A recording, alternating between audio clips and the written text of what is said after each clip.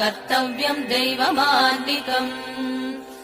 उत्तिष्ठोत्तिष्ठ गोविन्द उत्तिष्ठ गरुडध्वज उत्तिष्ठ कमलाकान्ता त्रैलोक्यम् मङ्गलम् कुरु।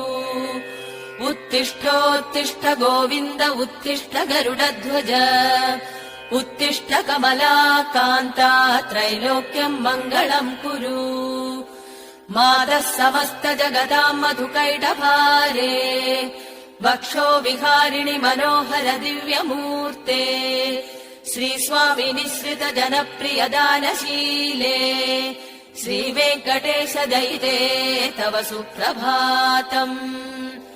मातः समस्त जगताम् मधुकैटभारे वक्षो विहारिणि मनोहर दिव्य